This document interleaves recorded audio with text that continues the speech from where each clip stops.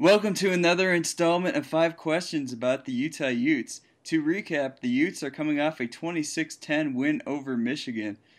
They are 3-0 heading into Pac-12 play, which begins this Saturday with Washington State. Joining us as always is Deseret News beatwriter Dirk Facer. Dirk, how was the rain delay in Michigan? It was quite long. The game was almost over and the Utes had to wait, but they were sure happy to get it done, and the wait was worth it for them. It definitely was way too long. Well, let's start with the obvious question. After Idaho State and Fresno State, we really hadn't learned much about the Utah Utes heading, as an overall team. What did we learn about Utah as a team after Saturday's win in the Big House? I think we learned a lot of things. Obviously, after the hit Travis Wilson took, we learned that Travis Wilson can take a shot to the head, which he did. And special teams-wise, we learned the Utes that Kalen Clay's for real, that Andy Phillips is for real, Tom Hackett's for real.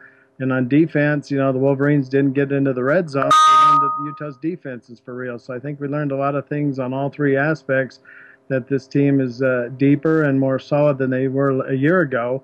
And it's going to be real interesting to see how that translates into Pac-12 play. Utah halted Michigan's offense, as you were mentioning. The Wolverines never even reached the red zone. How confident is the defense now heading into this week? Yeah, I think they're very confident. They're obviously going into a unique situation, facing a Washington State team that's very pass-happy. But I think the defense in general, having Gioni Paul step in and make the difference that he did with 14 tackles, an interception, and fumble recovery. Having that addition to with Jared Norris and Nate Orchard, then the secondary getting some interceptions finally. Utes had 3 picks all of last season, and they got 3 against the Wolverines. That kind of opened the floodgates. So the defense right now is very, very confident. Moving on to Travis Wilson, he took a nasty spill last week in the win, came back in the third quarter and threw a TD. What is his status heading into this week, and what did he learn from the tackle? His status is he's going to be the starting quarterback. He's ready to go.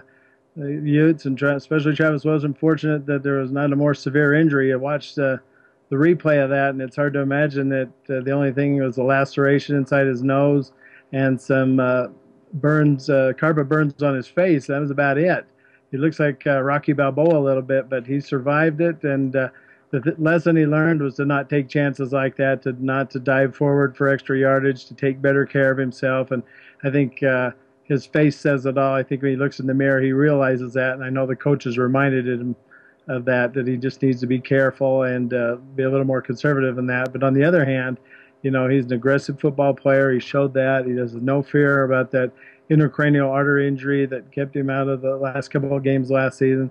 So I think he's fully back, but I think he'll be a little more careful about trying to jump over people or dive forward for extra yardage. But that just shows the competitor that he is. And he's ready to go. And, you're also going to see Kendall Thompson's going to get some play as well. But Travis Wilson, no injuries from that scary, scary tackle that he took that will keep him out of action this week. Washington State on the docket this week, a team that runs perhaps the most unique offense in the country. The two teams have split their last 2 meetings. How will the Utes attack Connor Halliday and the Cougar offense this time around? Well, Carter, they're obviously very pass happy. They like to throw the football. The thing about Connor Halliday is he gets rid of the ball so fast, so you put a good pass rush on him. He has the ability to get rid of the ball before you can get to him. But obviously you have to have that pass rush there to keep him honest. So a lot of emphasis will be on the secondary, obviously. And I think, the fact that you've got Brian Blecken, Tevin Carter, 2 guys that weren't there a year ago, patrolling the safety positions is going to help Utah a lot. And the fact that Utah finally broke through and got some picks is another significant move forward and a confidence builder for the secondary. So you're going to see a lot of guys get there.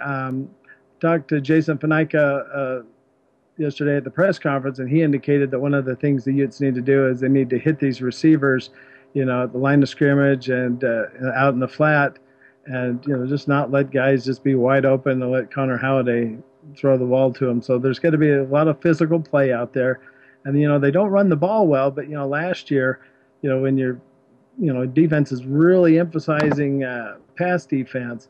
You make yourself susceptible to the run, and so Utah's got to watch that a little bit, that they don't give up some big runs, especially on third down situations and that. So it's a unique situation. Kyle Whittingham kind of compared it to the old days in the Mountain West when you had to gear up for the triple option of Air Force. It's a unique animal that you don't see the rest of the season, and so it's going to be real interesting. But, Utah did very well against them the last time the Cougars came to Rice-Eccles Stadium, and, it's just a combination of putting good pressure on Halliday and hitting those receivers when they get out, and just plain old coverage and taking advantage of interception opportunities when they're there. Finally, Kyle Whittingham and Mike Leach go back pretty far, back to college days. I guess we learned that Leach learned a lot from Kyle. What is the relationship with those two heading into this matchup? It's interesting. They mentioned that they were not friends or didn't even know each other when Kyle was playing for BYU. They became friends after Kyle's playing career. They're really good friends. The year that Coach Leach was out of the coaching business, he spent a lot of time up on the hill, and they're good friends. Their wives are good friends, and I think they look forward to this matchup every year. And like you said, they split the last two meetings, so each guy's probably had something to give the other one a little grief about. But this will be a fun time for them to get together. But it's all business when that ball goes in the air. Both coaches will tell you that. They both want to win this game, and friendships, end kind of when the ball's in the air and resume when the game's over. Well, that concludes this week's edition of 5 Questions. Thanks again for joining us, Dirk. You're welcome. See you next week.